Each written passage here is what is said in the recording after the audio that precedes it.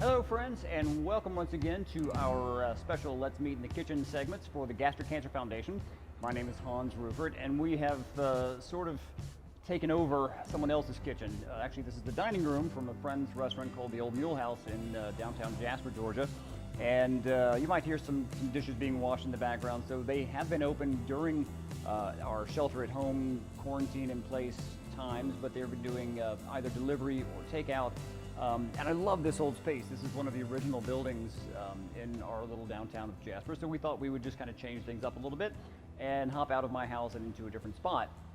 I hope that everybody is doing well and staying safe and washing those hands, but also eating better. And that's really kind of been the focus for this. Not only do we want to create this sort of kitchen community during this time of sheltering in place, but also use it as an opportunity to talk food, talk nutrition. And so I've been trying to focus on things that are easy, number one, nutritious, number two, but probably most of all, number three, is they're delicious.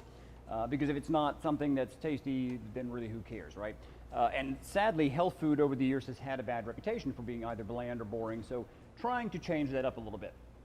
On the digestion side, depending on kind of where you are, if you're watching this and you've got a whole stomach, well then congrats, you should be able to tolerate all of these things.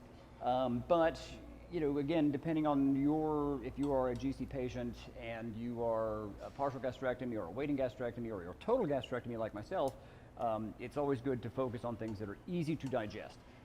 And to that end, I'm going to be using some papaya today, mainly for the digestive enzyme that papayas have inherently in them, and that is concentrated in the seeds.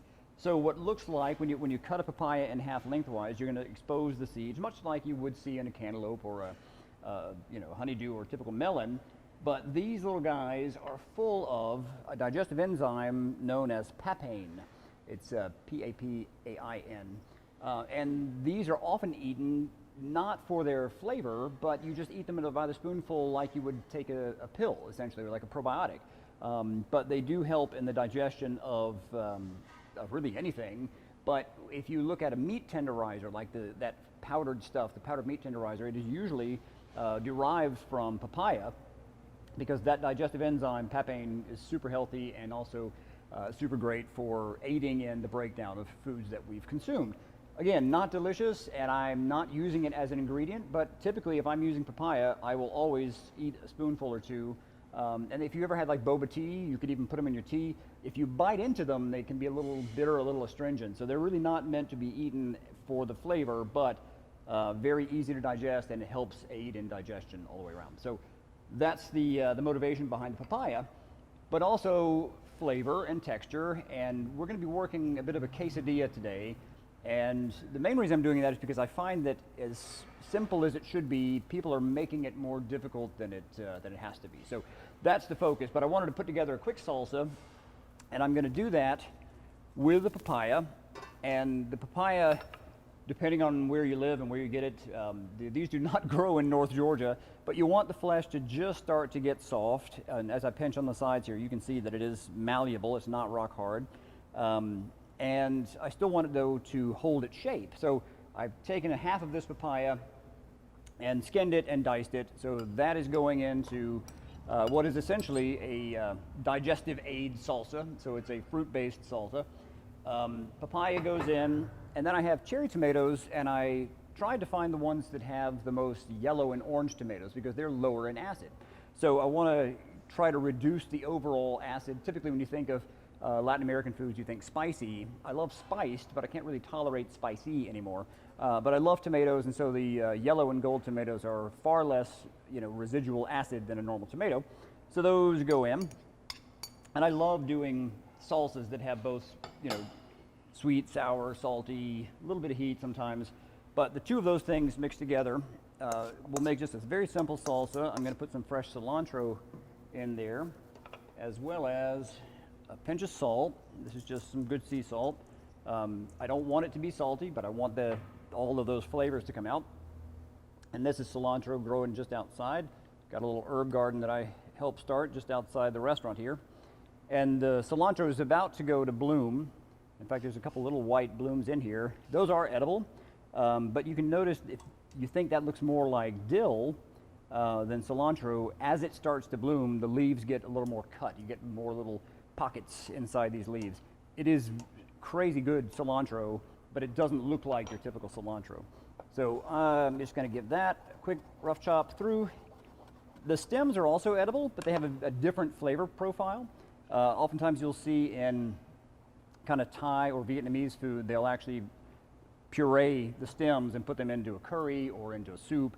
It's a really good flavor. My pet birds like to eat them, so I'll save that for my birds. And a bunch of fresh cilantro. And if you're not a cilantro fan, you can make this salsa using Italian flat leaf parsley or even fresh mint. I have plenty of mint if anybody needs to borrow some or have some. I have more than I can shake a stick at. So that's already looking fantastic. And you eat with your eyes first, as we always talk about. And to that, I want to add some lime juice to get that little bit of a citrus punch. You know, papayas are strange. Sometimes they're full of flavor and sometimes they don't really taste like much of anything.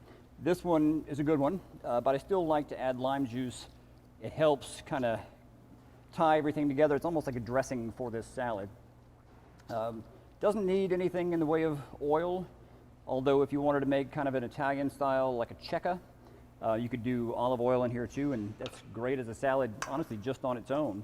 And you know, as we've seen in previous episodes or in even on the regular series called the Gesundheit Kitchen, I do like having things like this on the ready, so if I have leftover quinoa or sorghum or spelt or millet, I could add that to a salad like this and it would be a fantastic little standalone salad. But this is going to be served with our quesadilla. So I'm doing that first so it has a chance to kind of weep a little bit, so the liquids will start to pull out, the flavors start to kind of intensify. So let's start thinking about the quesadilla. Now, I'm using today a high protein wrap. This one happens to be a spinach one, which is why it's nice and green. I try to sneak in protein wherever I can. Things like whole grains, and one of these varieties actually has quinoa in it, another one had amaranth in it. Sometimes you'll see them made with millet. Of course, you can make your own tortillas, but when you are home, this is just one of those things to have on hand.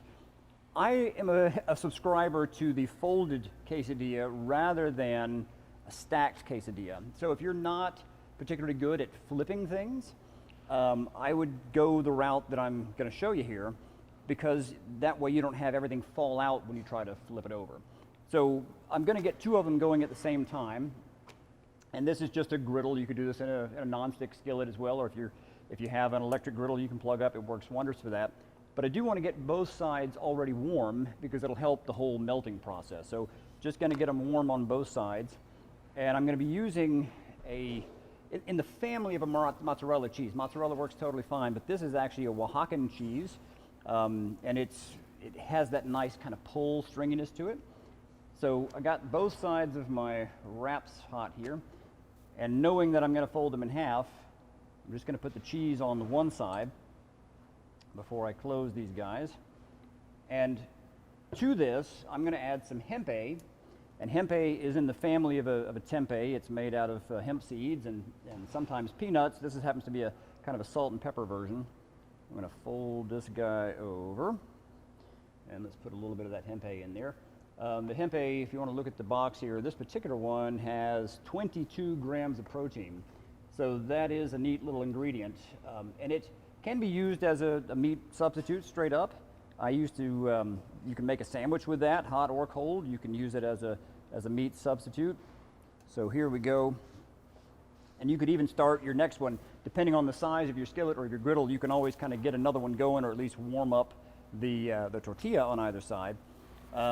So when it comes time to flip it though, again, if we had done the stacked variety, you'd have to try to flip the whole thing, and what ends up happening is cheese falls out, or whatever you decide to stuff in there will eventually just fall out.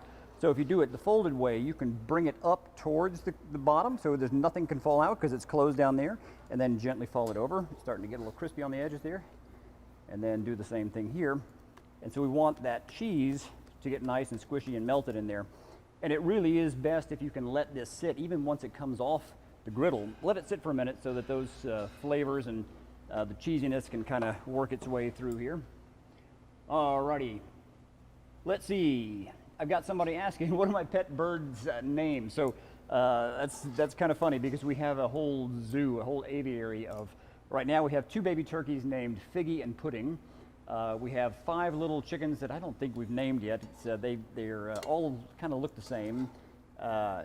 So we haven't really named those little guys. We have a chicken named Rosie that lays eggs on our porch from time to time and sometimes leaves other presents on our porch. We just got 2 more baby turkeys that we haven't even had long enough to name them. And then beyond that, we've got Parrotlets. One is named Constance, but we call her Schmoopy for some reason. And her mate is Butterbean. They're blue and yellow Parrotlets. The perfect size for a chicken nugget, but we don't use them for that purpose. And I've also got 2 green Parrotlets. One is named Oki, which is short for okra, and the other one is Oki and Edamame. We call her Etta. Sorry, I had to get some help from my daughter because I can't remember all the names. We have a lot of pet birds, and we don't eat any of them, but we do harvest the eggs from the chickens, so we always have fresh eggs, which is kind of a fun thing. Having said that, I always kind of advocate towards using good nonstick as opposed to the Teflon variety. And one of the things that came out in the kind of late 80s, early 90s, is that if you heat up an empty Teflon pan, it creates toxic fumes which can kill pet birds.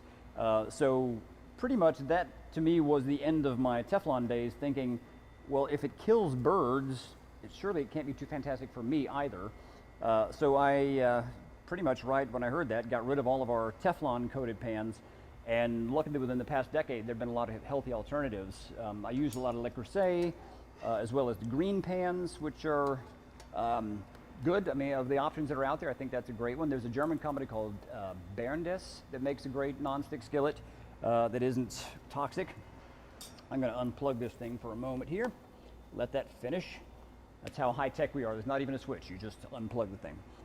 The idea is the carryover heat here too will just finish that cheese as it's sitting here. The great thing about quesadillas is you can put anything in there you want to, and it's also a great vehicle for leftovers. And I know I'm always talking about leftovers, but it is so rare that we make the perfect amount of food and everybody eats every bite. So more realistically, we end up having a little bit of, whatever it is, brown rice or tomatoes or half a cucumber. So oftentimes what goes in the quesadilla is kind of contingent on what's left over in the fridge. So even things like cooked carrots, you can kind of smash those up, or a hummus. If we've made a hummus, and I've got a video on making hummus on the Gesundheit Kitchen, you can find that on gastroccancer.org or on their YouTube page. But we did a couple of versions of hummus before, and a hummus inside of a quesadilla just gives it great moisture and texture. You can even serve these with a side of hummus, so an easy thing to do. But I also like to use the chickpeas straight into here. I'm going to cut these into 4ths and lay these out here, but you've got that nice kind of gooey cheese. It's got the nice sort of pull to it, and then the tempeh in there as well. And these actually hold up fairly well. Even if you don't finish all of this, you can put these in the fridge and then later on just give them a warm up, or quite honestly, they're not that bad cold either. So I'm going to plate 2 of these. When cutting, if I had cut them immediately after they came off the griddle, sometimes you'll have too much cheese spill out. So by letting them rest just for a couple of minutes, it kind of gives an opportunity for things to kind of firm up in there. So I'm going to use this kind of as the arms on a clock here, and then pile my salsa, which again, very simple. Papaya, which mango works great in addition to or instead of the papaya. And you can even use frozen fruit if you want to. Just know that if you're using frozen fruit, you need to really drain them because oftentimes they'll hold a lot of water. So yellow tomatoes, a couple of red tomatoes in there, the fresh cilantro, and there's even a couple of cilantro blossoms in there. As I said earlier, this on its own makes for a fantastic, just a side salad. I mean, you could mix a little baby kale or baby spinach in there into the salad, a little splash of either a rice vinegar or white balsamic, and you've got a completely different dish. So I'm always trying to figure out how can I cook once and eat twice or multiple times. I've got some chive blossoms that were blooming right now, so why not throw that on there? And let's see if we can get anybody else kind of chiming in here. I'm shooting in North Georgia, a little town called Jasper. I'm curious who all is watching. We've had people from as far away as Australia and Scotland and Germany, which, to be honest, that could be family. I have a lot of cousins that sometimes tune in from time to time. So if you're watching, take a second and kind of join us. Let us know, just give us a shout out, let us know who's watching and where you're watching from. And also if any of this stuff has been useful to you. You know, last week we did a soup, and the sort of trick to that soup was making the broth, but not adding the greens until the last moment, and literally ladling the broth over the greens to cook them. And so sometimes a trick as simple as, you know, folding the quesadilla versus stacking them is this epiphany to people. And some of this stuff I take for granted because I've been doing it for so long. And then when I kind of say, oh, everybody knows how to do that, there's always somebody going, I didn't know that. So I'm trying to speak to you. If you're that person that thinks, oh, you know, I could never make this. This stuff is so simple. And a plate like this at a good Mexican restaurant, and if you were able to find a place that did a fresh fruit salsa like that, would cost you $8 or $10, when in reality, my ingredients for this entire thing, where I could feed 4 people, is probably less than $5. Now, getting a papaya in Jasper, Georgia is not always cheap, but I try to haunt my favorite ethnic grocery stores throughout and around the city of Atlanta, and then sometimes you'll find fruit that is a little bruised or a little damaged or a little dinged for pennies on the dollar. So instead of being $5 for a whole papaya, it might literally be $1 or $2 for $1. So as I said before, I usually let the market dictate to me what's going to be on the menu. Now, during this time of sheltering in place, we've been able to rely on delivery services, and there are grocery stores that are still working. So I've been trying to go on the days that they mark produce down, because we're so obsessed with this idea of the perfect apple, the perfect orange, that oftentimes these misfits, and there's even a boxed grocery company called Misfits, sometimes they're the better tasting. They might be a little misshapen, or they might be slightly bruised on the outside, but they're the sweetest or the tartest or the crunchiest. They might just be the ugliest by our normal, you know, perfect fruit standards. Don't be afraid to jump in and try something on the bargain bin, because, you know, instead of spending a bunch of money, you can spend a little bit of money and just see, you know, is it something that you might like.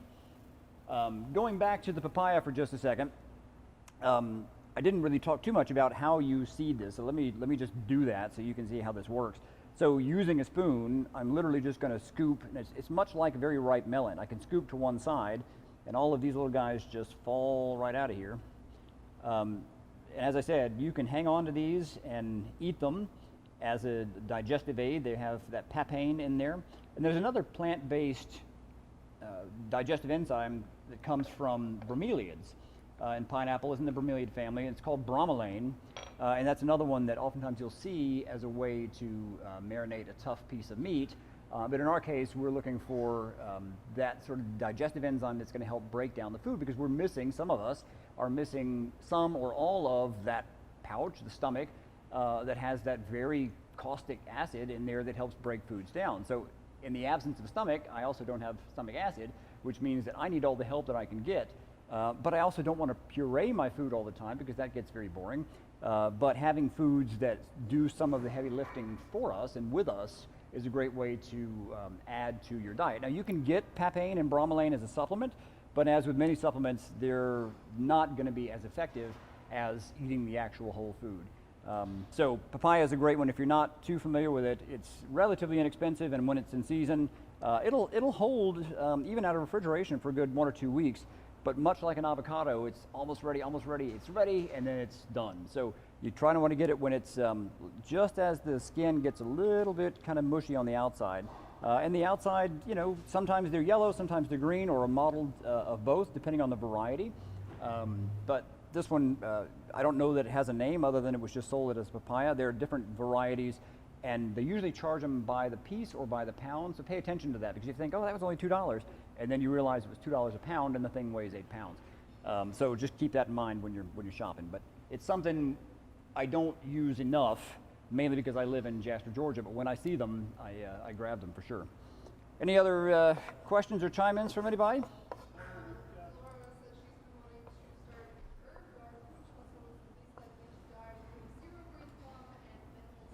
All right, so the question was herb garden, so it was 0 green thumbs, which, you know, having thumbs does help in any gardening project, but they're not crucial, whatever color they are.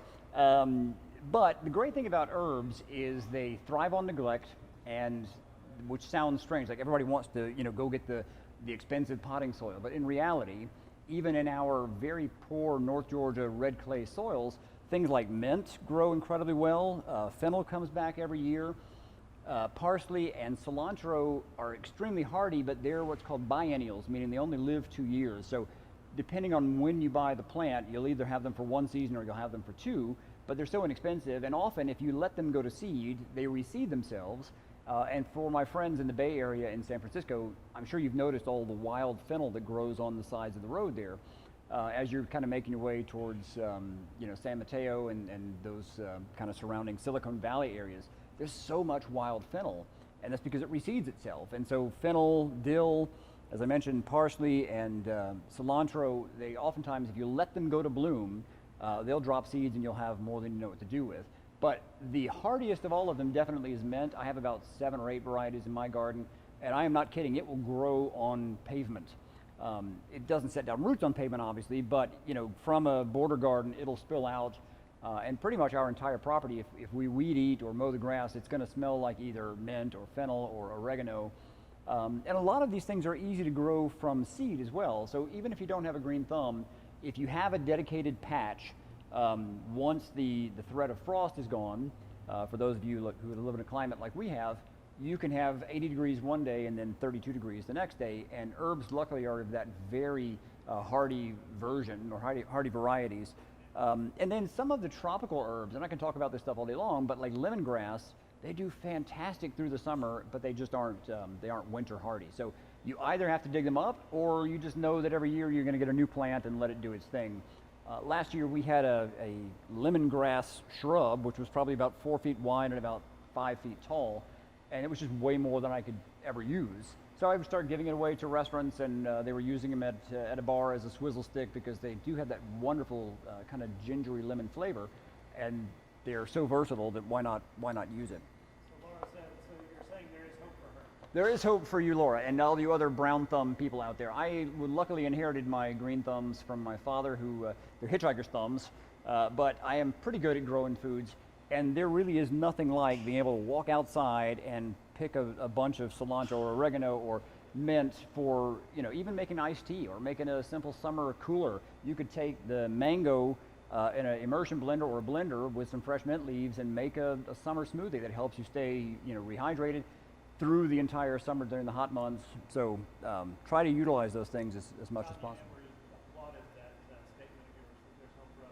Okay, good. So other brown thumbers out there. I've done a lot of classes on using fresh herbs, and you can make a simple pesto. Anytime you're using something just to rough tear those things on a dish, sometimes a little fresh basil, a little fresh mint elevates a dish from okay to fantastic, and they're cheap to free. And if you need some, if you're in the North Georgia area, I will give you plenty of herbs. Once you have them, you have tons of them. So a couple of shout outs, Chris Smith in Oxford, Mississippi. All right, I got somebody from Oxford, Mississippi, Chris Smith, and who else we got? Oh, nice. Hey, Moshi. Chef Moshi is a friend of mine, and she does a lot of gorgeous food. She's from Tanzania. She's watching from this side of the pond today. But Hi from Williamsburg, Virginia, Paula Brandenburg.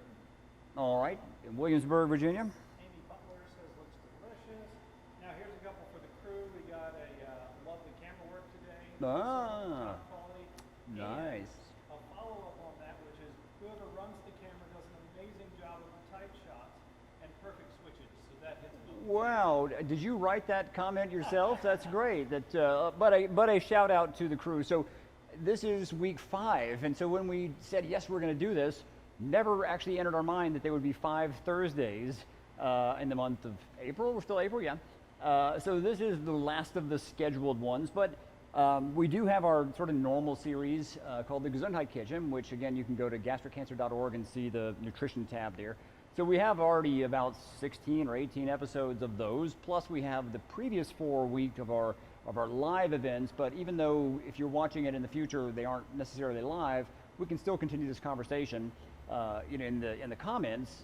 But anytime somebody has a question that you feel like we need to address, please speak up, because if you have that question, there's a great chance that somebody else has that question.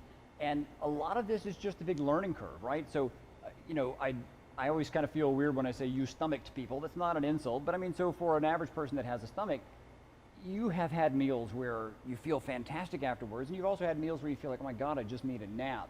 And so by paying attention to what foods trigger that really does improve your life. It gives you sustained energy. I feel like I'm doing a commercial for ED, but the point being that what you eat genuinely and thoroughly does affect how you feel. And for a lot of us, when we're on chemotherapy or we're doing radiation or we're recovering from surgery, we feel like there's not a lot that we can control, right? I mean, the world is sort of happening to us and we have people that are caring for us. But when you're finally in the position where you can control something, what you put into your machine, and I know I used that analogy plenty of times before, but if you're going to make the investment on that luxury sports car, put the right fuel in it. And if you're going to survive something like stomach cancer, or you're going through that battle, why not put the right fuel in your engine to try to get that extra mileage, get the better quality of life? So that is something that I, being a professional chef for so many years, I sort of knew a lot of the things, but it wasn't until life sort of slapped me in the face and made me pay attention, made me keep a food diary. And what works for me may not work for you. I know I've talked about in interviews before that nuts and nut butters helped me get through during when I had a lot of eating challenges.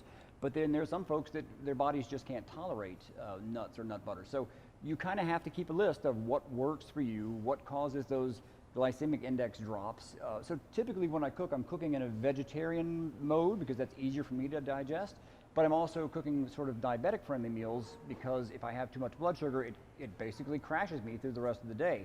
So I have to kind of think, putting on those x-ray goggles, what's the best thing that will maintain this engine without making me stall out or flood out? And this is the kind of stuff that I eat all day long. So I have no idea how we are on time. Actually, it looks like we're coming right up on the end of time, which is pretty good. Not the end of times, mind you. Don't want it to sound like we were, hey, 5, 4, 3, 2, 1. But I have thoroughly enjoyed doing this. It's a fun format. It's great to do it live, especially when we have people that are chiming in and talking with us. And I appreciate my friends at the Old Mule House for letting us borrow their unused space at the moment in the dining room.